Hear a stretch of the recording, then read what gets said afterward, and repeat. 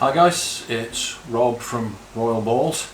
Although I was going to do the 500 subscriber giveaway, I'd started a females breeder series, and we'd already looked at the first half of the breeding cycle of the females from 10mm to 25mm follicles, and I was going to walk you guys through what we observe in the second half of the build phase, when the females actually stop eating. When they reach around about 25-30mm, your females will go off food. Some of them will go off food overnight. They'll just switch off. They'll go from raving monsters that were eating everything in sight and just stop. Some of them will fizzle out. They'll miss a couple of weeks and then take another meal, and then miss another couple of weeks and then switch off completely.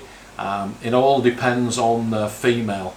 My females are still eating, but I know that many of you will already be in this second phase of the build. So I wanted to get this video done. I've used some video footage and I've used some still pictures from last season to illustrate some of the points that I want to make.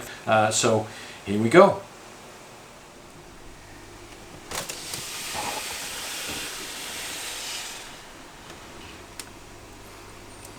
This is a female normal. You can see how fat she is. She's still looking quite rounded and still eating, so her follicles are not yet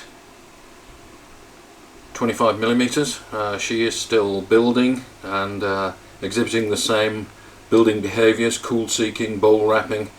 It is early in the morning here, so the temperature in the snake room is 28 degrees.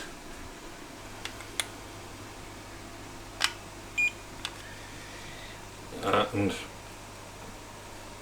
if I heat gun, she's sitting at 86 degrees Fahrenheit, which is absolutely the perfect temperature for building follicles.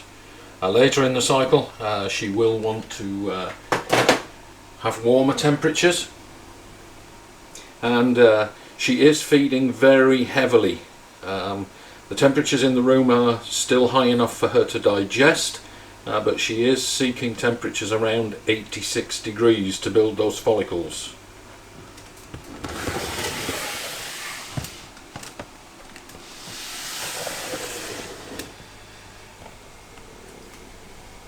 The pied girl, similarly, very, very thick, still building, still eating, and I would expect if I heat gun her, she's at about 86 degrees as well. As the wet season progresses, the temperatures will warm up, which is absolutely perfect for ovulation. So we go with the cycles.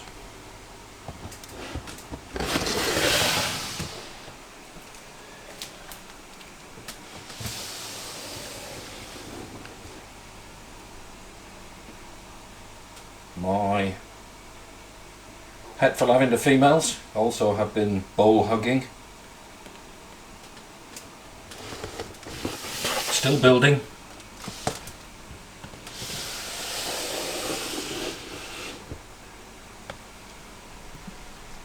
And I don't know whether you can see this, guys, but while she is looking thick and fat, you can also see that she's starting to look a little bit lumpy. If you look along the spine, you will see places where the spine bulges, and you can actually count the number of follicles that she has in there. As we get closer to ovulation and the 45mm follicle mark, you will see the snakes laying in all sorts of weird positions to get comfortable. The follicles do press on their spine, and you can count the bumps. This is a good time to palpate. The follicles are large enough for most people to be able to feel them. Just run the snake through your fingers as she goes back in the tub, gently squeezing the belly, and you will feel the follicles and you can count them if you are so inclined. So she's also seeking temperatures around 86.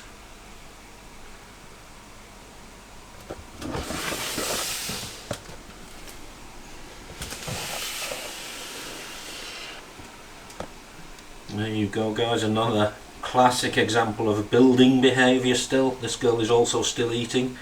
She's thickening up quite nicely. And you'll see that the bulk of the weight is carried in the lower half of the body. So from about the midpoint on downwards is where she's thickening up.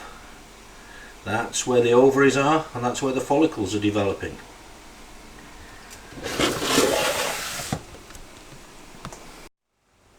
During this second phase of the build, what actually changes? Well, the only thing that really changes is the females stop eating. They can't eat because the follicles are too large and it obstructs the digestive system. But the follicles are still growing, and the females are now relying on their own internal reserves in order to grow those follicles. So what you've done in the early part of the season, and feeding your females sufficient food, is critical to whether they go on to lay, because they've now stopped eating and they will not eat again in nature until after they've laid their eggs and maternally incubated. So it could be 150, almost 200 days before your female snakes will eat again in nature. So they need plenty of reserves. Do not worry about your snakes being overweight at this stage in the season.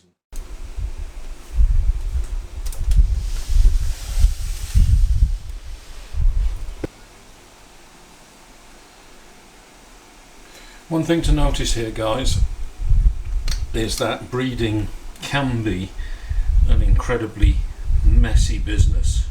These guys have been together now for 2 days. They have locked, but the male is not locked anymore. But you can see what a mess they've made of the tub, and this is quite normal. The female will pee, she'll poo. Plenty of scent, I can assure you, in these tubs here, but perfectly normal. One of the things that will change as your females go off food, their follicles grow beyond 25 millimeters and they stop eating, you will still be pairing your snakes, but because the female is now empty, she won't poo. She'll still pee when you put the male in, but she'll stop pooing at least. So the messy stage is definitely the first part of the breeding season. It gets a little bit cleaner as we move into the second part of the breeding season. This girl, the vanilla pastave that we looked at in the first video and I said was too small and I wasn't sure whether she was going to go,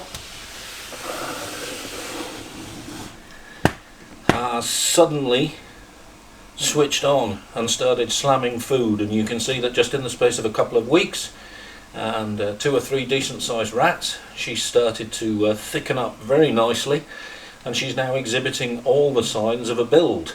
She is bowl wrapping and she's been with the male. I took the opportunity since she started slamming food to pair her up, and she has had 2 locks with the male that I'm pairing her to this year, so things are looking much better for this female. They can build very quickly once they start to switch on.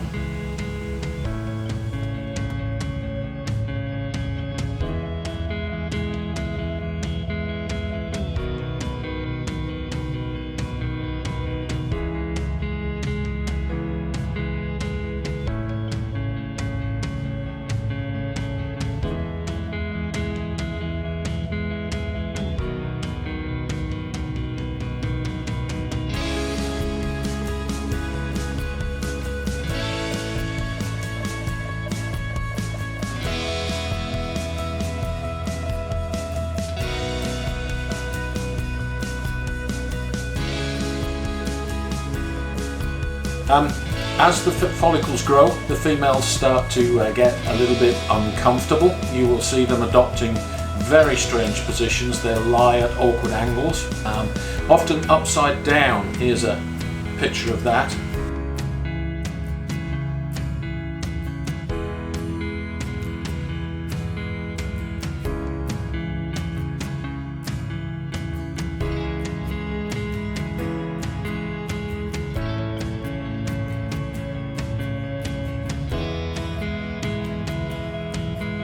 The follicles start to press on the spine, so the female takes on a slightly lumpy appearance, and you'll be able to see a ridge where her spine is. This is particularly prominent after ovulation.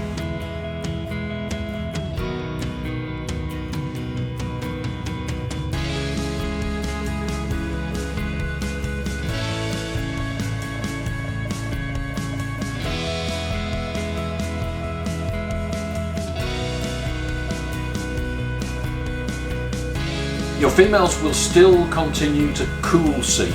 They do need to reduce temperature slightly in order to build follicles, and it's only after they've ovulated that they will cease this behaviour. So as we approach that part of the season, which is still a few months off for me, I'll probably shoot another video to show you some of those behaviours and the changes that occur. So for this video, we'll just take you up to the point where the females are about to ovulate.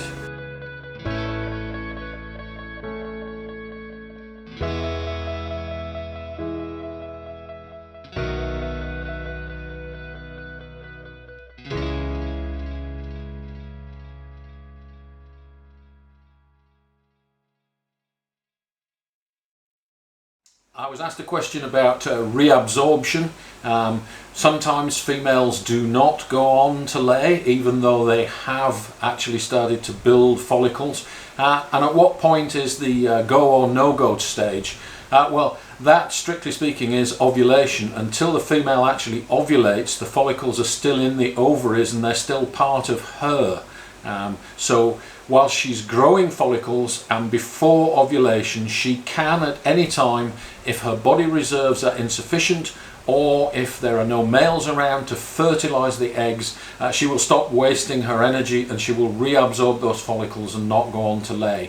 And this can happen right up to the point that they ovulate. Until that point, she can still reabsorb. So I hope that answers that question. It's only after ovulation that she will certainly go on to lay eggs. And even after ovulation, if she has insufficient sperm, she can still slug out. The eggs may not be fertile, but after ovulation, she will lay eggs. They could be slugs or they could be fertile eggs, but she will lay eggs. I was also asked a question about dual sired clutches. Some people like to have a backup male in case the primary male does not perform as expected. Some people will pair one or more males to the female and sort of take pot luck as to which of the males actually fertilizes the eggs. Dual sired clutches are a thing. If you put two males in, the female will store sperm from both those males, and she could use one or the other or even both to fertilize the eggs. Point to notice here, guys, is that each individual egg can only be fertilized by one male, so you will never get a mix of genes from the two males. That's impossible. It's either one male fertilizes the egg and passes on his genes, or it's the other male that fertilizes the egg and passes on his genes. So the snakes will carry the genes of the father that actually fertilized the egg. As a strategy for producing a mixed clutch, it's rather hit and miss. You have no control over which male actually sires the clutch, whether the clutch will indeed be dual sired even if you've put two males in there. So don't expect to get 50% of one father and 50% of the other. That does not happen. So as a strategy, I don't use it, and typically these days I do not use a backup male either. I have a particular pairing with a particular outcome that I'm trying for, and if that male doesn't go, then I'm not achieving my project goals, and I would rather not breed that female until next year when I can try again, rather than put an alternative male and produce a bunch of offspring that are not really furthering my project. So yes, dual sired clutches do work. It's hit and miss. You're rolling the dice as to whether you will even get a dual side clutch, no matter how many males you put in with the female, and you have no control of the outcome. So I personally don't do it. Okay guys, that takes us up to the stage where your females are about to ovulate. We've seen them sitting in uncomfortable positions. We've seen them getting a little bit stretched and bloated, and the scales on the belly separate out. We've seen the females lying fairly dormant after they stop eating. They tend to become a little bit more inactive. They may still show some interest in food, but they certainly won't eat. So do you still offer your females food? If she's refused food for 2 or 3 weeks and it's obvious that she is building, then I would cease to feed that female. I still feed the rest of my collection as per normal. One of the criteria in the breeding season for these snakes is an abundance of food for them to grow their follicles, and an abundance of food for the babies when they hatch. But it is sufficient for you to continue to feed the rest of your collection, because the scent of available prey will get to that female, so she knows there's food around. You don't need to specifically offer it to her. So I would continue to offer. After she refuses food, I would continue to offer for 2 or 3 weeks. Just be prepared that she's going to reject it and you might have a waste rat.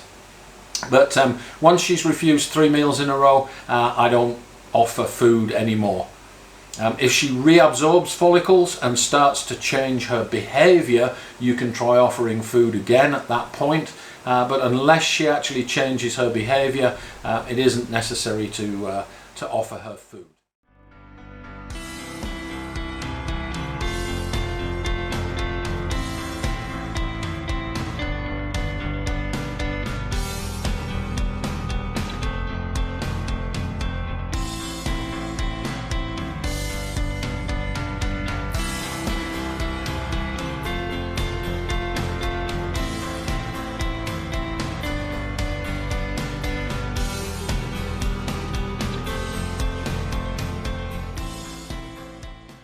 Okay guys, you've got the new logo here. The new logo is up here. That's to celebrate the 500 subscribers. And we've also got t-shirts now that have gone to print. So here's the design. There's a black t-shirt and a white t-shirt. What's the significance of the colours on the logo? Well, none really, other than I wanted colours that would look good in either black or white t-shirts. And I think I've achieved that. The t-shirts stand out in either black or white. So those are the t-shirts that will be on offer for the 500 subscriber giveaway. That video is coming up. As soon as I have the t-shirts in my possession, I will release that video. You need to subscribe and you need to comment on that 500 subscriber giveaway. So I'll give you some advance notice there. I'll let the comments roll for about a week and then I'll close it down and we'll pick a winner. So you must subscribe and you must comment. I'll be doing 2 giveaways. I'll be doing a giveaway for international subscribers, and I'll be doing a separate giveaway for our Malay friends. Okay guys, even though my snakes have not reached the stage where they're off food or about to ovulate, that's still a few months away for me. I wanted to get this video out because I know some of you guys are actually going through that right now, so I wanted to show you what to look for in this later phase of the build. I'll do another video later in the season when we get to ovulation and show you some of the things to watch for when your females ovulate and a change in behaviour. So that'll be a subsequent video in a couple of months, but I wanted to get this one out for you. So thanks for watching. Don't forget to like and subscribe. Please share, and we'll see you next time.